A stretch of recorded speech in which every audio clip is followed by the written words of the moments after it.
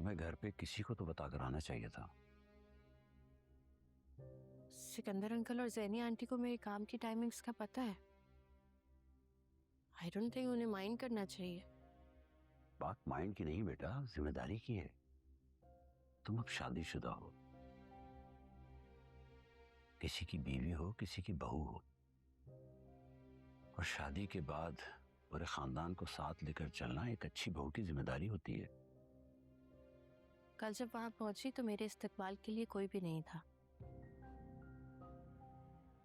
अगर बहू मानते तो बहू वाली इज्जत भी देते। मैं गलत कह रही हूँ क्या?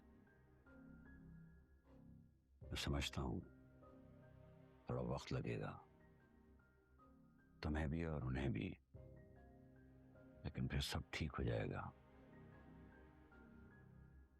लेकिन तुम्हें ज़ावियार की इज्जत रखनी चाहिए, जैसे कल उसने तुम्हारी सबके सामने इज्जत रखी। क्या तुमने ज़ावियार को बताया था कि शादी के बाद तुम ये सब काम जारी रखोगी? मैं उससे क्यों पूछूं? सॉरी, लेकिन मैं आपकी इस बात से अग्री नहीं करती। सालों लगा के मैंने अपने बिजनेस को खड़ा किया है। अब आप कह रहे हैं कि मैं उसे किसी की हाँ या ना से जोड़ दूं? समझ गई हूं, मान भी गई हूं कि यहाँ मुझे किसी को बता कर आना चाहिए था, लेकिन अपना काम मैं किसी से पूछ कर करूं? ऐसा नहीं कर सकती मैं। ज़ावियार ने मुझसे अगर शादी की है तो सब कुछ सोच समझ के किया होगा। उसे पता है मैं काम करती हूँ, और उसे ये भी पता है कि मेरा काम मेरे लिए कितना इम्पोर्टेंट है। ये आप किसको समझा रहे हैं? मैंने आपको कहा था ना, ये शादी नहीं चलने वाली। घर बसाने वाले लोगों के ना तेवर और होते हैं।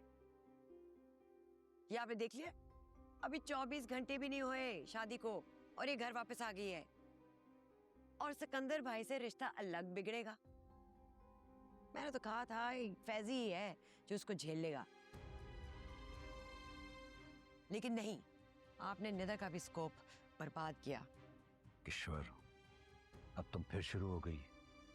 हाँ हाँ, मुझे ही चुप कराएं, ये तो किसी के ना सुने।